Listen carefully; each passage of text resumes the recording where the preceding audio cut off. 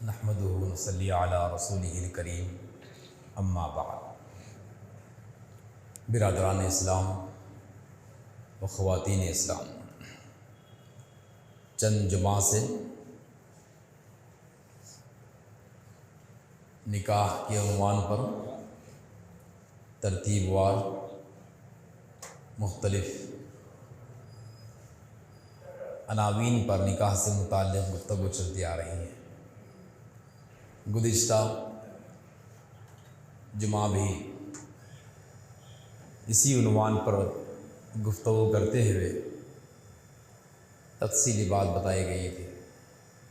तो आइए आज भी इसी उन्वान को हम तफसील के साथ में और वजाहत करना चाहते हैं। निकाह से पहले, बल्कि निकाह से एक दिन पहले या बाज़ जगह 2 दिन पहले, सांचख के उन्वान से दुल्हन वाले दूल्हे वालों के घर जाते हैं और दूल्हे वाले दुल्हन के घर में आते हैं और ये सिलसिला रात भर चलता है और शान के साथ कहते हैं कि भाई आज की रात तो पूरी जागना ही है। दूल्हे वाले और दुल्हन वाले ये पूरा आने में और जाने में रात पूरी जाती है और उसके वास्ते घर के ख़ानदान के अफराद साथ देना होता है। अगर नहीं देते तो फिर उनको लान तान किया जाता है कि आप हमारे सांचक की रस्म में नहीं आए, आपके घर में भी बच्चे हैं बच्चियां हैं, उस वक़्त में हम देखेंगे, हम भी नहीं आते। इस तरह की रस्म शुरू कर दी गई है और दिन ब दिन इसके अंदर बढ़ता ही जा रहा है रिवाज। और रात में देर तक जाना और बारात लेकर जाना, क्या क्या लेकर जाते हैं, बहरहाल ये मुख्तलिफ़ चीज़ें लेकर जाना और एक ग्रुप की शक्ल में जाना, ये इस्लामी एतबार से कहीं भी इसका सबूत नहीं। कितने लोगों की नींद ख़राब होती है, कितने लोगों का कारोबार ख़राब होता है। एक शादी की तकरीब जब आती है तो वो शादी के घर के लोगों के बच्चे स्कूल को तकरीबन 4-5 दिन नहीं आते, क्योंकि ख़ास भाई की शादी है या ख़ास भांजी की शादी है, ख़ास भतीजे की शादी है, ख़ास भाई की शादी है। इस तरह की मुख्तलिफ़ शादियाँ जब होते हैं तो घर के पूरे अफराद और पूरे बच्चे रातों में कई रात जागते हैं, जिसकी वजह से बच्चों की पढ़ाई भी ख़राब, बड़े लोगों का कारोबार ख़राब और ख़ास तौर से जिसकी शादी हो रही है वो लड़का और लड़की, उनकी भी कई रातों तक नींद नहीं होती है, जिसकी वजह से शादी के दिन बिल्कुल थके मांदे दिखाई देते हैं। ये रस्म सही नहीं है। मुसलमानों को इससे इज्तनाब करना चाहिए, बचना चाहिए। और नहीं करने वालों को ये कहते हैं कि भाई ये लोग सांचक की रस्म नहीं करे या हमको नहीं बुलाए। ये तमाम रिवाज आम होने की वजह से हो रहा है। अगर हम मुसलमान इन चीज़ों को छोड़ेंगे तो तब रस्म ख़त्म हो जाएगी। हम मुसलमान हैं तो मुसलमान होने की वजह से कुरान और हदीस के मुताबिक काम करना चाहिए। कोई भी अमल जब हम करते हैं तो अल्लाह उसके रसूल के तरीक़े के मुताबिक होना चाहिए। फिर रही बात निकाह खानी की, निकाह खानी के बारे में ये बात मैंने गुज़िश्ता भी कहा था और अब भी अर्ज़ करता हूँ कि निकाह खानी का जब दिन आता है तो आम तौर से ये रिवाज बढ़ते जा रहा है कि निकाह मस्जिद में पढ़ाया जा रहा है और दुल्हा शादी खाने में रात में देर से आते हैं। ये शादी खाने में देर से आने का जो रिवाज है, ये मेहमानों के साथ बेइज्जती है। हम जिसको बुलाए हैं रुक़ा देकर, कार्ड देकर, ये कह के बुलाए हैं कि आपकी शिरकत बाइसे मसर्रत, आपकी शिरकत और हम तामी के मुंतज़िर आरजुमन फला इब्न फला, ये बोलते हैं। आपकी शिरकत के मुतमन्नी बोल के लिखते हैं या आपकी शिरकत के मुंतजिर, क्या मतलब है, आपके आने का इंतजार रहेगा, आपके आने की तमन्ना है हमारी कि आप आए हैं शादी खाने में। अब जिसको ये कार्ड दिया गया है बेचारे वो शादी खाने में तो आ गए, इंतजार करने वाले से गायब है। बोले मुंतजिर, और नीचे लिखा हुआ था अल मुंतजरीन बोल के जो है अजीज व अकारिब लिखा हुआ रहता, और अल मुंतजरीन के आगे नाम भी लिखे हुए रहते हैं, दुल्हन के बच्चे, भाइयों के नाम, दुल्हन के रिश्तेदारों के, भतीजों के, भांजों के, किसके किसके नाम डालते हैं, चाचा के, फूफा के वगैरह वगैरह, वो सब वहाँ मौजूद ही नहीं है। मेहमान आमद मेज़बान गायब, मेहमान मौजूद है मेज़बानी नहीं। फिर क्यों लिखे भाई, आपकी शिरकत बाइस से मसरत, मसरत का और यहाँ पर तो गम हो रहा पर आ गया।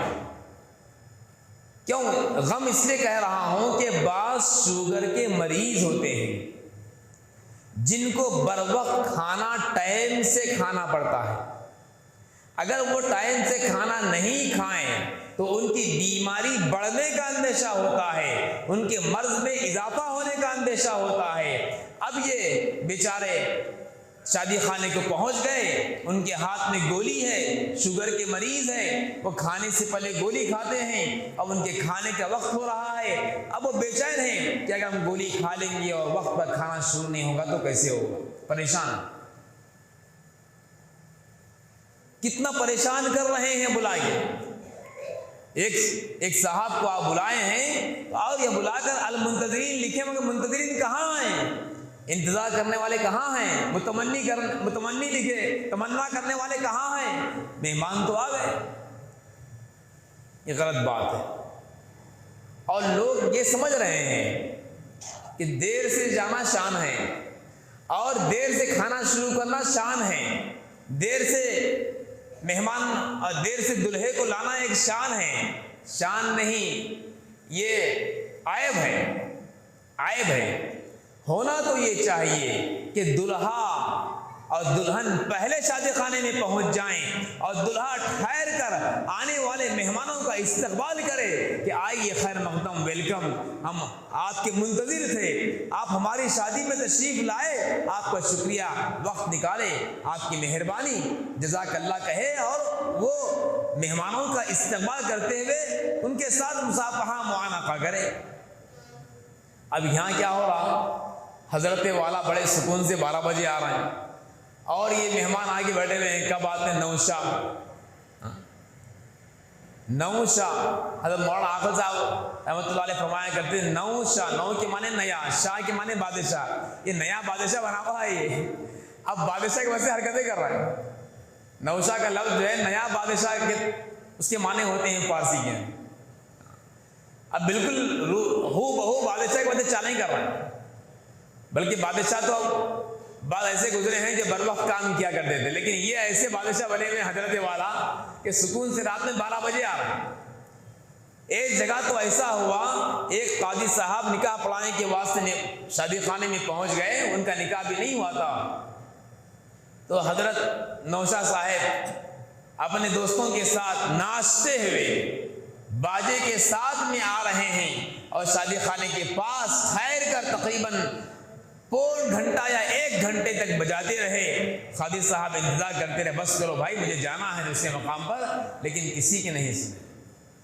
वो ऐसा दौर रहता है, वो ऐसा मौका रहता है कि कोई रोकने वाला भी उस वक्त में काबिल मलामत बन जाता है। जाओ भाई, कौन है आप बोलने वाले।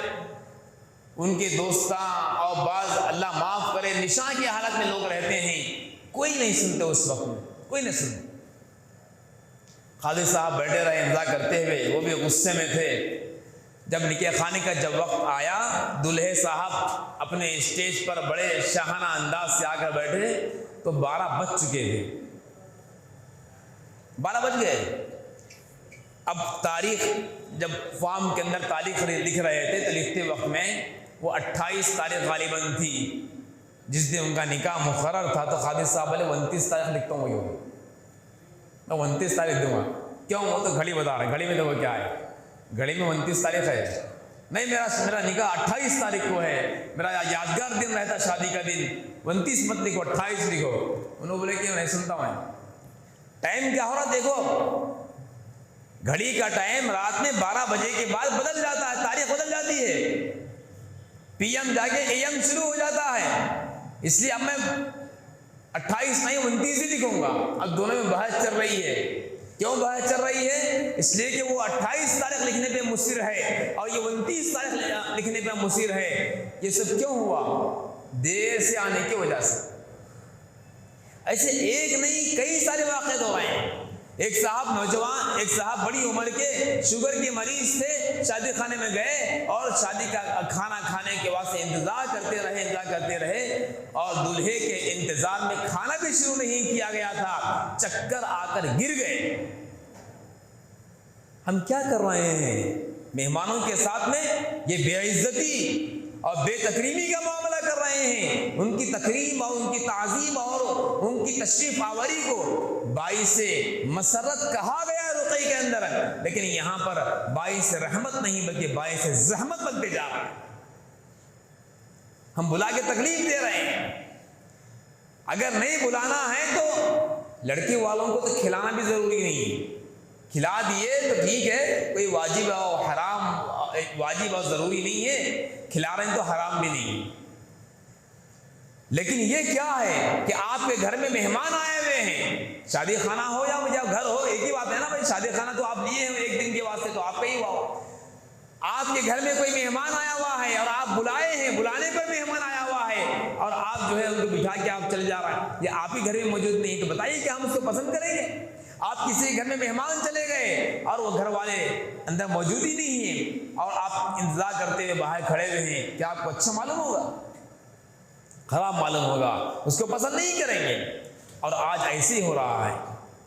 और अफसोस इस बात का है कि मेहमान को जब हम बुलाते हैं तो उनको इज्जत के साथ बिठाना और इज्जत से खिलाना है।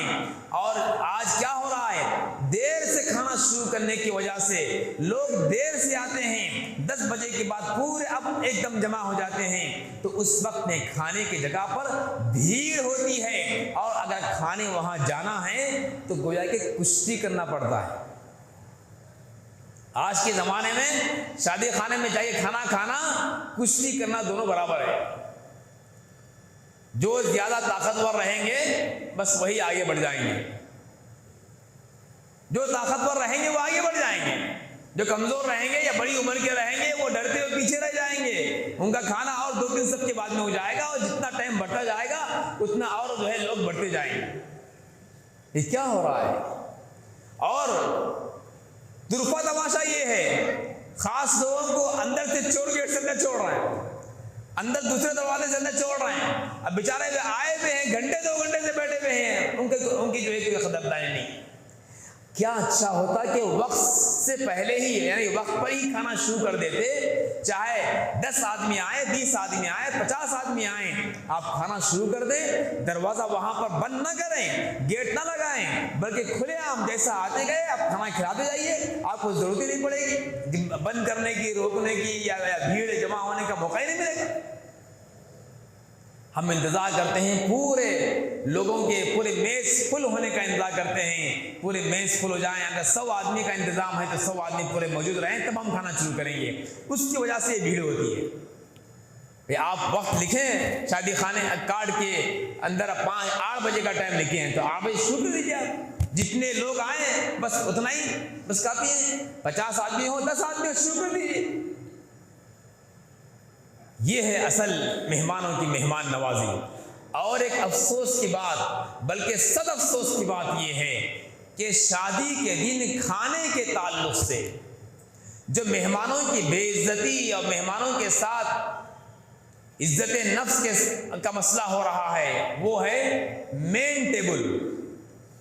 मेन टेबल के उन्वान से जो इस्तिलाह बनाई गई है और वर्ड मेन टेबल का बनाया गया है, हर चीज मेन टेबल के नजर होते जा रहा है। बाज मेन टेबल के इंतजार में बैठे हुए रहते हैं, बावर्ची साहिबान में मेन टेबल के वास्ते कुछ अलग से निकाल के रखे हुए रहते हैं, और मेन टेबल पर कौन बैठ रहे हैं? दाई बैठ रहा है, बुलाने वाला, मेहमानों को बुलाने वाला गोया अपने वास्ते अच्छा अच्छा निकाल के रख रहा है और उसके लिए जो है अच्छा स्पेशल इंतजाम हो रहा है, और आने वाले मेहमान जिसको बुलाया गया है वो कुछ भी खा के चले जाएं। ये क्या है भाई? मेन टेबल को आपकी मेन कौन है? आपके मेन तो मेहमान है, जिसको आप बुलाए वो मेन है आपके। दुल्हा तो जाहिर बात है दाई है, दुल्हा दुल्हे के बारे में दाई है, दावत देने वाले हैं, वो मेन कैसे बनते? वो तो जो है दाई है। उनको चाहिए था कि वो हर एक के पास जाएं और जाकर खिलाएं, लीजिए आप और खाइए और खाइए और खाइए, इस तरह से बोलना चाहिए था। हमारे पैगंबर की सुन्नत थी नबी अकरम सल्लल्लाहु अलैहि वसल्लम की कि जब कोई मेहमान घर में आता था तो आप कहते थे खाना खाइए और खाइए और खाइए, बार बार फरमाते थे और खाइए और खाइए। और ये हमारे नबी, आपके नबी का अंदाज है। और हम क्या कर रहे हैं? अपने वास्ते उठा के रख रहे हैं, मेन टेबल के उन्वान से उठा के रख रहे हैं। बहुत अच्छा होगा कि मेन टेबल पहले हो जाए, और अच्छा भी है क्योंकि जिसकी शादी है जिस हो रही है उनको पहले खिला दें तो बहुत अच्छी बात है। बात जगह हो भी रहा है, ये अच्छी बात है कि जो है उसका उन्वान मेन टेबल ना दिया जाए, बल्कि दुल्हा और दुल्हन को पहले खिलाया जाए। मेन टेबल के अंदर इम्तियाज नहीं होना चाहिए, ये अलग वो अलग, उनके वास्ते खाना अलग इनके वास्ते खाना अलग। उसमें जो है रिवाज बढ़ते जा रहा है, उसमें स्पेशलिटी बढ़ती जा रही है। मेन टेबल के डिशेज अलग अलग होते जा रहे हैं, मेन टेबल पे बैठने वाले अलग होते जा रहे हैं। अगर मेन टेबल पर कोई गलती से उनके दूसरा आदमी आया जो उनके जहन में है कि मेरे फलां दोस्त बैठना है फलां बैठना है, अब उस गलती से कोई दूसरे मेहमान आके अगर बैठ गए तो उनको उठाते हैं, कितनी बेइज्जती होगी, कितनी बेइज्जती होगी। उनको वहां उठाते हैं, आप नहीं बैठना, मेन टेबल है ये, मेन टेबल में दोस्तों के वास्ते बनाया गया है या फलां के वास्ते बनाया गया है। मेहमानों की बेइज्जती, नाकदरी, बेकदरी, ये सब आज माशरे के अंदर होते जा रहा है। इसको बोलने वाले कम होते जा रहे हैं और बोलने वाले बुरे होते जा रहे हैं। इनको क्या जरूरत पड़ी बोलने के वास्ते?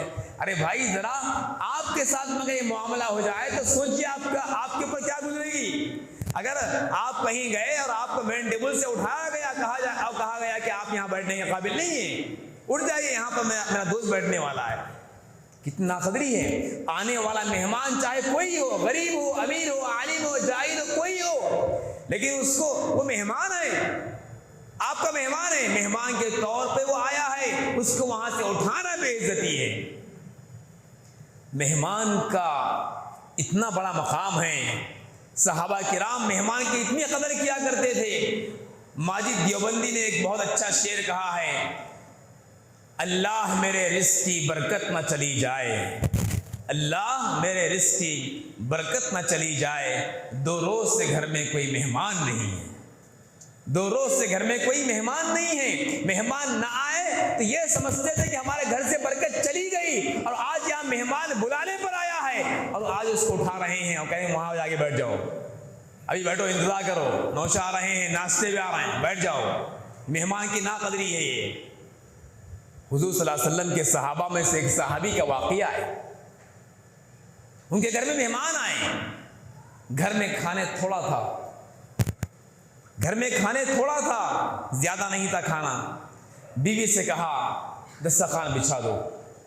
और उस जमाने के अंदर हाल ये था कि मेहमान जब घर में आते थे तो खाने के लिए जब दस्तरखान बिछाते थे तो मेहमान के साथ मेजबान भी बैठते थे। मेहमान को बिठाए और मेजबान ना बैठे तो बुरा समझते थे, आयब समझते थे। और आज क्या हो रहा, मेहमान तो मेन टेबल पे बैठेंगे, मेजबान कहीं बैठ जाओ भाई। ऐसा नहीं था उस जमाने में, दोनों साथ बैठते थे। बीवी से कहा कि आप खाना निकाल दो, मैं भी साथ बैठ जाऊंगा, वो भी साथ बैठ जाएंगे, लेकिन मुझे मालूम है कि खाना सिर्फ मेहमान के वास्ते काफ़ी हो जाएगा, मेरे वास्ते काफ़ी नहीं होगा। लिहाजा बीवी से कहा कि जब हम खाना शुरू कर देंगे तो उस वक़्त में चिराग था, ऐसे लाइट तो नहीं थे, चिराग जलते थे। तो अपनी बीवी से कहा कि ऐसा करो, जब हम खाना शुरू कर दें तो चिराग की बत्ती सही करने के बहाने चिराग को बुझा देना, चिराग की बत्ती सही करने के बहाने चिराग को बुझा देना और उसी की मुरम्मत करने में तुम लग जाना, और हम खाते रहेंगे और मैं अपना हाथ रोक लूंगा और मेहमान से कहूंगा खाते रहो, चिराग बन रहा है, खाते रहो, मैं अपना हाथ रोक लूंगा। जब तक हमारा खाना ना हो जाए उस वक्त तक तुम चिराग की मरम्मत करते रहना, बतला बनाते रहना। ये किसका हाल था? सहाबा का हाल था। मेहमान का पेट भर जाए, आने वालों का पेट भर जाए और हम भूखे रहे, कोई परवाह नहीं। और आज मेहमान को बुला के हम इस तरह बेइज्जती कर रहे हैं, उनके साथ जो है नाकदरी कर रहे हैं। दोस्तों, बहुत इस्लाह की जरूरत है, इस पर गौर करने की जरूरत है। अगर हो सके तो खाना ना खिलाएं निकाह के मौके पर, बस सबसे कहें कि आपकी शिरकत महफिल अक़द में बाइस मसरत, ऐसा लिखिए, तनावुल ताम मत लिखिए, जरूरत नहीं है। मौलाना आकिल साहब रहमतुल्लाह अलैह फरमाया करते थे, निकाह बाद नमाज इशा, तनावुल ताम बाद नमाज इशा के लिखते हैं, और दूल्हे में रात में 12 बजे आते हैं। तो आज से ऐसा करो, निकाह बाद नमाज तहज्जुद लिखो, बोले निकाह बाद नमाज तहज्जुद लिखो, क्योंकि तहज्जुद का टाइम तकरीबन शुरू हो जाता है। रात में 12-1 बजे आ रहा था जब कौन ईशा की नमाज पढ़ रहा। ईशा की नमाज तो 8 बजे होती है आमतौर से। तो उस जमाने में बोले थे मौलाना आकिल साहब कि आजकल जो है रुखों में ये लिखना चाहिए कि निकाह और तनावुल ताम बाद नमाज तहज्जुद। वैसे ही हो रहा, निकाह वाले जिसके घर में शादी होती है, शादी खानों से रात में 4 बजे वापस आ रहे हैं, 5 बजे वापस आ रहे हैं। क्यों भाई? जब तक 2 बजे तक तो खाना चलते रहा, फिर उसके बाद में रस्म रिवाज वगैरह फला फला। तो इन तमाम चीज़ों की इस्लाह करने की ज़रूरत है। तो खाने के ताल्लुक से जो ज़रूरी बातें थी आपके सामने अर्ज कर दिया गया कि खाना खिलाना आप चाहते ही अगर हैं तो इज़्ज़त के साथ खिलाइए, मेहमानों की ताज़ीम कीजिए, तकरीम कीजिए। अगर नहीं कर सकते तो आप दावत ही मत दीजिए। अगर खिला रहे हैं वक्त की पाबंदी कीजिए, और 8 बजे उसमें रुकने में लिख दीजिए बर वक्त इंशाअल्लाह खाना शुरू हो जाएगा, ऐसा लिखिए। रुखों में जो मजमून चलते आ रहा ना, जो मैटर चलती आ रहा, जरा उसमें चेंजेस करने की जरूरत है। अब जो लिखा हुआ है वो उसी को कॉपी करते रहो। वो रुखा छापने वाले कॉपी करके पेस्टिंग करते रहते, खाली दूल्हे का नाम चेंज कर दिए, दूल्हे का नाम चेंज कर दिए, वैसे कर रहे हैं खाली। उसमें ये चॉइस करने की, तब्दीली करने की जरूरत है। आप शादी खाने जब रुखा छपाने जाते हैं तो आप उसमें लिखिए कि निकाह बर वक्त होगा और खाना भी वक्त पर शुरू होगा इंशाअल्लाह। लेकिन लिखाने से पहले घर में पूछ लेना, बोलना जरा, हाँ, अपने घर वालों को, लड़के को बोलना हम ये लिखा रहे हैं, बल्कि बोलना।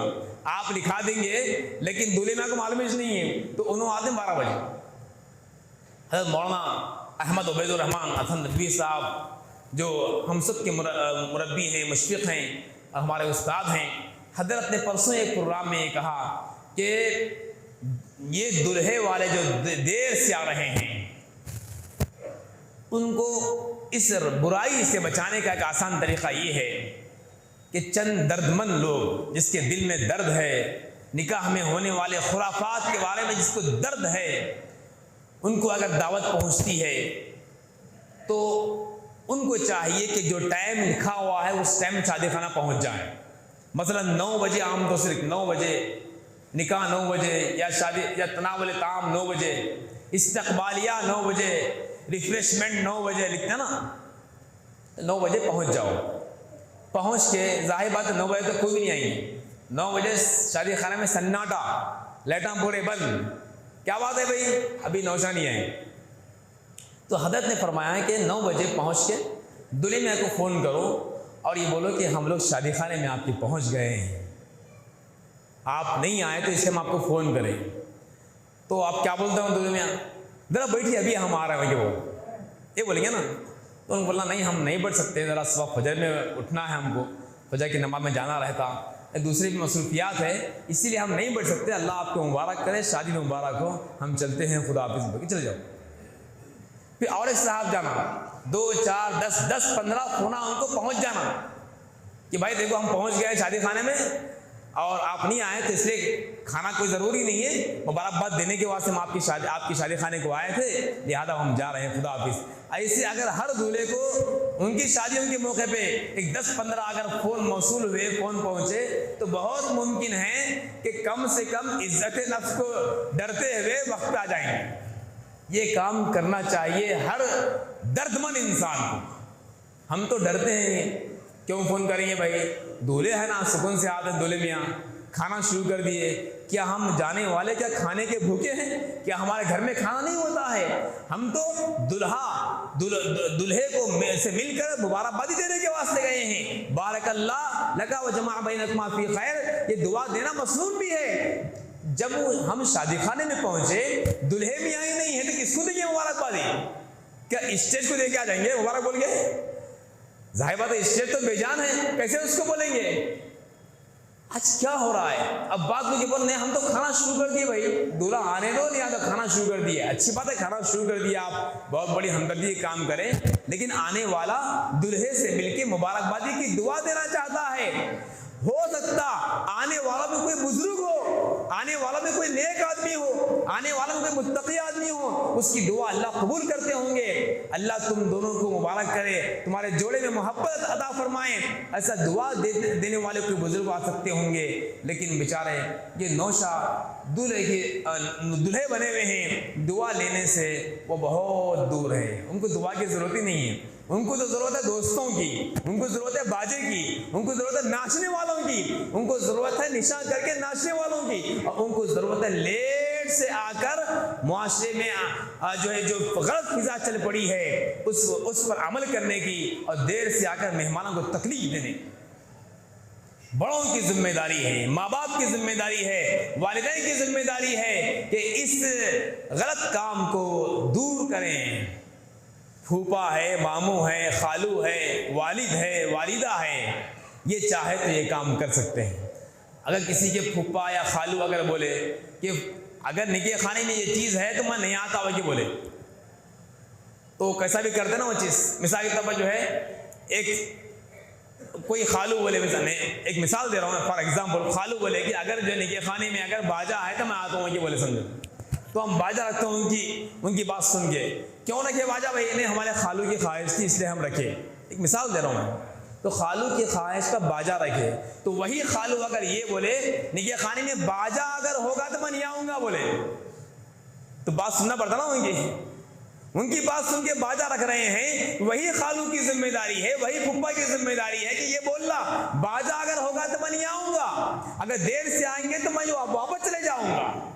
ऐसा बोलिए, हिम्मत करिए, आगे बढ़िए।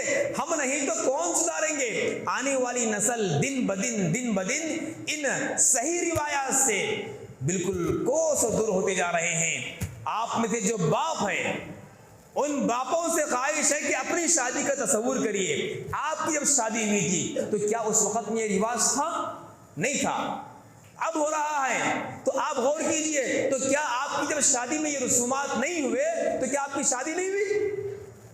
जब आपकी शादी हो रही थी तो क्या उस वक्त में ये खुराफात से आप दूर रहे तो निकाह नहीं हुआ? तो इसका मतलब ये है कि निकाह वैसे भी हो सकता है जैसा हमारा निकाह हुआ है। तो आज ये जो बच्चे कर रहे हैं, जाहिर बात है वो इजाफी चीज है, उससे बचना चाहिए। इससे बहुत बड़ा नुकसान हो रहा है। इस शादी के मामले में जो कुछ बातें अर्ज करना था, आज खाने के उन्वान से आपके सामने बात आई है, और मजीद और कुछ तफसीलात हैं इंशाल्लाह वलीमे के ताल्लुक से और दीगर खुराफात के ताल्लुक से, वो इंशाल्लाह अल्लाह ने जिंदा रखा तो आइंदा जुमा बयान किए जाएंगे। अल्लाह ताला से दुआ है कि जो कुछ बातें बयान की गई हैं हम सब को इन बातों पर अमल करने की तौफीक अता फरमाएँ, और हम सब को अपनी शादियाँ सुन्नत के मुताबिक करने की तौफीक अता फरमाएँ। आमीन या रब्बल आलमीन। व मा अलैना इल्लल बलागुल मुबीन।